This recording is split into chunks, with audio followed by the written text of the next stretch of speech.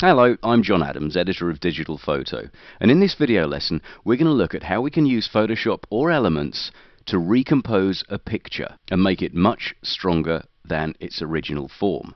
We're going to start with a raw conversion, and once we've converted our raw it'll look something like this. But what we're going to do is turn it into something a bit more impressive like this.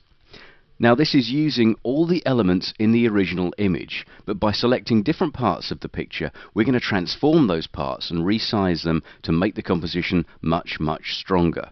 Now we'll just revert back to our original raw conversion. There it is there. The reason I took this shot is actually out in Kenya. That's Mount Kenya, straddling the equator, standing at about 17,000 feet high. And this is a game reserve on the Laikipia Plateau, standing at about 6,000 or 8,000 feet above sea level. I took this shot from a Land Rover and I thought it's fantastic. We've got a lovely background, we've got some nice interesting detail in the middle ground with this grassy knoll here, and we've got our zebra to really give us the foreground interest and become the subject of the picture. But when I actually pressed the shutter, I knew the zebra wasn't large enough in the frame, but because we've got this nice area here, I could use Photoshop to actually recompose the image and give it much more impact. So it's a great example of when you're out with your camera, knowing what you can do in Photoshop actually affects the way you shoot the picture in the first place. And my plan was to make the zebra bigger and move it over slightly to the left. At the moment we've got a straight line. We've got the mountain, the grassy knoll and the zebra all in a straight line, and that's not good for composition. We want to get this zebra over to this side a bit more. And we're going to do that by first squaring up the image, so we've got a nice flat horizon. And then we're going to select this bottom part of the image and transform it so we get our zebra much larger in the frame. The next thing, I want the mountain to be a bit more dominant in the background, and we're going to do the same thing with the mountain in the background. We're just going to enlarge that so it is more dominant in the picture. Now we've got our composition sorted and the picture's looking much stronger, we can then work on it, work on the contrast to actually pep up the background area to get rid of some of this haze. We can then darken the sky and the mountain to make them look much better. And then to hem in the top of the image, we're just going to darken this sky even more and bring it down. The final stage is to apply a warm-up effect. This is still looking a little bit cool for an African safari picture, so I'm just going to warm up the foreground, all by using levels. So this is perfectly accessible whether you're using the full Photoshop or indeed elements. So that's what we're going to do, and now we're going to go through the whole stage from the raw conversion onwards. So let's close down this image and open up our raw. If you go to File, Open, you'll find it is called Kenya.dng, so open that up and our raw file will appear on screen. Now it's the wrong way round at the moment, so the first thing we need to do is click on the rotate icon just to get it the right way up so we can see what we're looking at. So now let's convert this raw file and get it looking a bit better than it is at the moment. It was shot using auto white balance, so the first thing we're going to do is just pep up the color temperature a touch. It's on 4700 at the moment, so we're going to just whip that up to about 6000 Kelvin. So that's a little bit warmer in terms of color temp than the original shot, and that's going to help us. The tint slider, this is green to magenta shift, and sometimes you can leave this exactly where it's set, but I'm just going to boost it up. We go progressively more towards the magenta if we go to the right, and we go progressively more green if we move it to the left. So we're just going to set it at about +14. That should do the trick there. Somewhere fairly neutral for tint. Now the exposure control, that's a little bit under. If we look at the histogram up at the top here, you can see that the end of the bar stops here. We need to get that to the end of the scale. So we're just going to watch this histogram and move the exposure slider until we get that white line at the end. Something like 75 looks pretty good. We're not quite burning out the clouds here. This is the brightest part of the image, and that looks okay there. So 75 in exposure. The shadows control, these are a little bit low again. You can see the left-hand end of the histogram doesn't quite hit the baseline. So we're just going to ramp up shadows a touch, and you'll see that move across. About 10 in shadows looks okay there. Now we know we've got a full range of tones from black through to white in our raw conversion. Brightness could do with a slight boost, just a little bit. It's a sunny African picture, so we just want to boost that up a touch. We'll just take it up to somewhere in the mid-60s, about sort of 67 or so looks okay on brightness. Contrast looks fine, we'll leave that at its default value of +25, and saturation, yeah, just a little bit of extra saturation. We can't go too far because it starts looking very artificial, so we'll just give a hint of extra saturation and set that to about +6. Now that's all looking pretty good, we're just going to open the file directly into Photoshop. So just click on Open, and it'll launch into Photoshop's main window. Right, to start work in earnest, we're going to need our layers palette up on screen. So if yours isn't up on screen, just go to Window and select Layers, and the Layers palette will appear. We've got the background layer here. There's only one layer at the moment, but there'll soon be rather a lot more. And the first thing we're going to do is just copy this background layer. So this is really quick and easy to do. Just grab hold of the thumbnail and drag it over the Create a New Layer icon. Down at the bottom of the palette in Photoshop, but up at the top of the Layers palette in Elements. This gives us a background copy layer, which is a direct duplicate of our original background. And what we're going to do with this is just square up and transform the image. So to do that, the first thing we need is a little bit of room around the canvas. So to do that, hold down the Control key and hit the minus key just a couple of times, just to create some room for us to work in. We're now going to go into transform mode, so hit Control and T, and that brings up the transform bounding box around the image. Now what we have to do is just pull this image into shape a bit. And the first thing I'm going to do is a perspective transformation. This picture, as I said before, was shot from the top of a Land Rover, so I'm going to try and sort of create the impression of me shooting from a lower angle. And I'm going to do that just by pulling out these two corner handles. A quick way to do it is to hold down Control, Shift and Alt on the keyboard, and then just drag one of the corner handles, the bottom corner handles, outwards. That's the kind of thing. That'll do the trick nicely. Then you can release the Alt, Shift and Control keys, and we're just going to drag down this bottom handle just a touch. That's the kind of thing. And already that's improving our composition. But the error we have is the horizon. It's not straight. So we're just going to pull that into shape. Hold down the Control key and then just drag this corner handle upwards a little bit.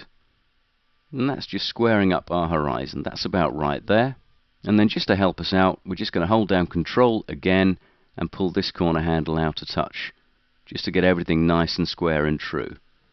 Now that looks okay. If you want to check your horizon is level, hit Control and R in the full version of Photoshop, which brings up our rulers. Then you can drag a guide down just to check your horizon. And that looks pretty good. Yep, that's a good horizon. Okay, we'll just switch off those rulers again with Control and R. Once you're happy your image is nicely squared up, just double click inside the transform bounding box or press enter on the keyboard.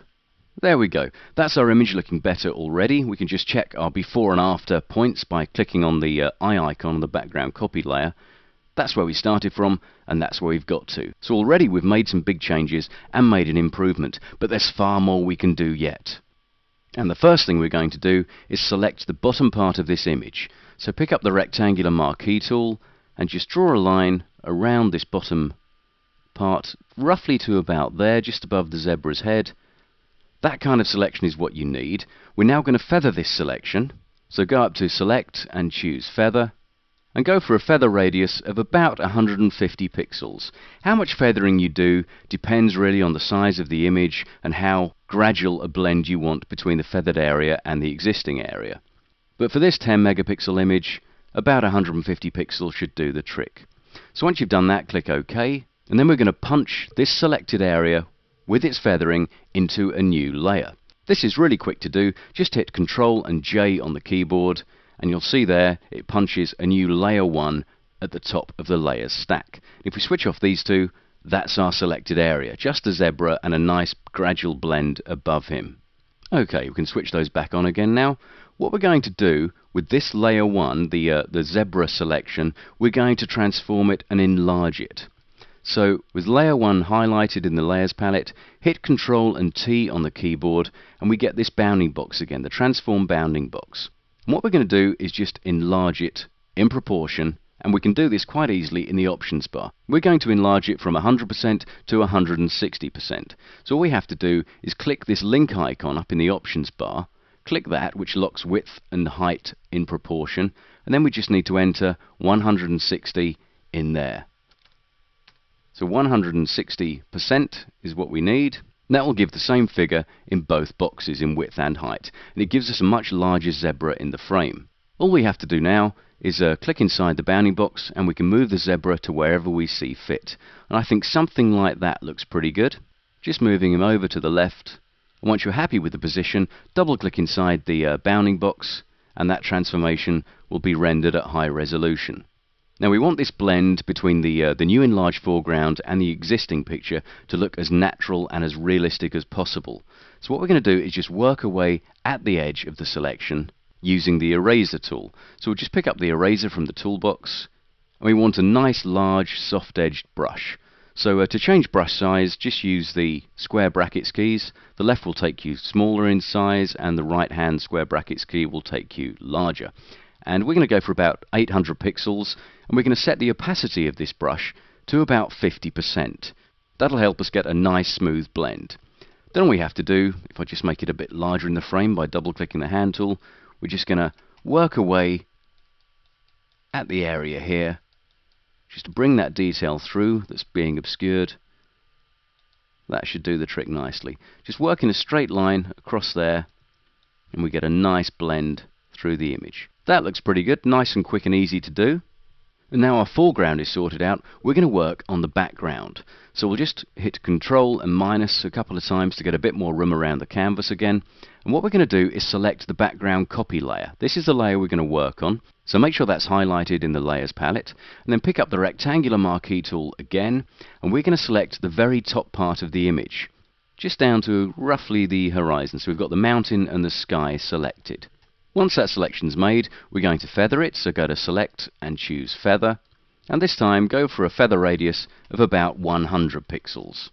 Click OK to that, and then just as we did with the foreground, we're going to punch this into a new layer. So Control and J will do that nice and quickly for us, and we end up with a new layer 2, with just the sky and the mountain. Let's just adjust the Layers palette so we can see everything that's going on. Now we're going to enlarge this layer just to bring up the size of the mountain and make it more dominant in the background. So we'll hit Control and T to go into transform mode, and then up in the options bar we're going to lock width and height together and increase the percentage to 150. And that gives us a nice large mountain, or at least a larger mountain, in the background. We can then move this around, and all you need to do is make sure that your horizon matches up. Just position it as you see fit. That's good there, and then double click to confirm those changes. Again, just to tidy up the edges, we're going to use the eraser tool. So let's first of all get it nice and large on screen, then pick up the eraser, and we're just going to work away, make sure layer 2 is highlighted. We'll just work away to make sure we've got a nice smooth blend between the new larger mountain and the original picture. That looks pretty good. Again, you don't need to work too hard on that. With a 50% opacity, you should get a good job fairly quickly. Okay, that's our composition looking much, much better than our original. Again, we can backtrack. We just click off these. That's where we started from, and this is where we've got to. A much stronger looking image. But what we need to address now is the contrast. We've got quite a pale, hazy background. We're just going to try and pep this up now by making some adjustments using levels. So the first thing we're going to do is pick up the lasso tool and just make a rough selection around this area here. Again, Control minus to give us a bit of room to work in. We're just going to draw a rough line all the way around the sky, down to this background, and kind of follow the curve of this middle ground grassy knoll. That should do the trick. Doesn't have to be too accurate because we're going to feather this selection. So go up to Select and choose Feather. And this time we'll go for 200 pixels to get a really smooth gradual blend between the two. What we're going to do now is create a levels adjustment layer. So click on the half black half white circle in the Layers palette, and from the list choose Levels. This brings up our Levels palette, and it creates this new adjustment layer where we've got a layer mask attached. This is our selection. The white part is the part we've selected, and the black part is the bit of the image that will not be affected. So in our Levels palette, all we have to do is move our sliders to actually change the contrast in the background. So what we're going to do is go for an input level of about, just into the black here, so about sort of 39 or 40 in the black. We'll increase contrast as well by pulling the white in just a touch, just a little bit, about sort of a 246, 247 on the white input level slider. And then the gamma slider, or the mid-tone slider, we can move this to the left or the right to change the overall kind of exposure in that part of the image. Moving it to the left is going to make it lighter, so we want to make it a bit darker, so we'll move it slightly to the right, Don't go too far, but somewhere in the high 80s, 0.87 or so, should do the trick nicely. Once you've done that, click OK. Then you can click the eye icon on and off on that levels adjustment layer just to see the difference the adjustment has made. And you can see that's looking a little bit better than it was before. We're now going to do some more work on this sky area, and again using a levels adjustment layer. So this time we'll pick up the rectangular marquee tool, and we're just going to draw a box around the mountain and the sky in the far distance. We'll feather this as we did before, so select and feather, and this time we're going to go for about 150 pixels. Something like that should do the trick. Click OK to that. We have a nice feathered selection. We'll now create another levels adjustment layer, so click on the adjustment layer icon, select levels from the list, and up they come again. Now we need to move the sliders in the levels palette to boost contrast, just as we did before. So we move the black point inwards. You can see that sky getting darker and darker. I think somewhere in the high 50s should be good there, so about 57 on the black point. The white we've gone as far as we can. We don't want to burn out the clouds here, so the white can stay where it is on 255. As for the gamma slider, we can move that a little bit to get a bit more darkness in. So move that over to the right, something like 93. Don't go too far, because it will start to look unnatural. But about 93 or so in the gamma slider should do the trick. Once you've done that, click OK. Again, click the eye icon to check on the difference you've made. You can see that that's reducing that haze dramatically and increasing the contrast in the background. But we're not quite finished with that sky yet, so again we're going to use the rectangular marquee and just select the top part of the sky and the mountain. Now we need to make this really subtle, so we'll go for a big feather radius of about 250 pixels. That's the most you can input into Photoshop. Click OK to that, and then another levels adjustment layer. And we're just going to use the black point slider this time and just move it in. You can see there the whole sky just darkening nicely. I think that's a bit too far. High 70s, something like that in the input levels box. That looks about right there. There's some nice rich blue tones because we've boosted saturation in the sky as well. So that's looking pretty good now. So once you've done that, click OK. And if we have a look at our layers palette, we can see all the work we've done so far. And these 3 levels adjustment layers are just focusing on the background of the image, the sky, the mountain, and the middle distance. Now we've paid lots of attention to the background, and we've neglected the foreground a little bit because we need this contrast to match up so it looks like it's part of the same image and hasn't been sort of dropped into place on a different shot. So we need to select the sort of grassy knoll downwards, and because we've already done this once in this adjustment layer here, to quickly select it, all we need to do is hold down the Control key and simply click on that levels adjustment layer. That selects the sky part, or the inverse of what we need. So to swap over and get the foreground instead of the background, all we have to do is to go to Select, Inverse, or hit the shortcut Shift Control I. Click on that and we select the foreground instead of the background. Now we need our adjustments here to cover all of our foreground area, so we need to include this layer here. If we just click on it first to get at the top of the layer stack, then we can select our adjustment layer icon, choose levels from the list, and then any contrast changes we make will affect the whole of that foreground area. So all we need to do is move in our black point slider a little bit. We're just looking to match contrast with the foreground and the background. Maybe a little bit more on the white. Something like that looks pretty good. Yeah, so just move those sliders until you've got a nice match in the contrast. That looks okay there. We've got 33, 92 and 243 in this example. But of course in your own images you'll have different values and different figures. So it really is a case of watching your screen and seeing what looks best. Now we've done that and we've got a good contrast match between foreground and background. What I really want to do is warm up the image. Now we don't need to warm up the background too much. We just need to bring the sun out a bit more on this foreground area. So using this same adjustment layer, what we're going to do is pop into the channel box of the levels palette. And where it says RGB, just click on that and select red from the list. Now this is fantastic because it's a really good way of warming up an image. All we have to do is move that middle slider to add more red and bring the sun out more. But by moving it a little way, you don't need too much at all. That should just warm up the image nicely. That's good there. About 1.15 in the middle input levels box should do the trick. So click OK once you've done that, and the job is done. Now if we look through what we've actually accomplished here, you can see that the layers palette looks very, very complex, but we've made lots and lots of simple steps and simple changes. So though this looks quite hairy, it's actually lots and lots of simple techniques. If we quickly look through, let's switch all these off.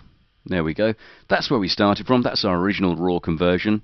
We made a copy of that layer and just squared things up by using transform over the entire image to flatten that horizon out and actually change perspective a touch. We then did some work on our foreground by just transforming that to make our zebra much larger and much more dominant in the frame, to make him a proper subject for the whole picture. Then we did the same thing on our mountain in the background. We've sort of added about 10,000 feet to Mount Kenya there, so that's good work indeed. And following on from there, we made some contrast adjustments to the background to get rid of some of that heat haze and the shimmering haze from the African plain. And we just did that in 3 separate adjustment layers just to pep up the sky. And then finally, to finish off, we did some contrast work on the foreground area here and just warmed it up by introducing a little bit more red into the image. So that's how straightforward it can be to recompose a picture using the elements you already have. So always bear in mind what you can do in Photoshop when you're out with your camera, because it can make a huge difference to the way you take pictures. So that's our project completed and our job done. And to finish off and condense everything into one single layer, just go up to Layer and choose Flatten Image, just down at the bottom of the list. That will crunch all that work into one single layer.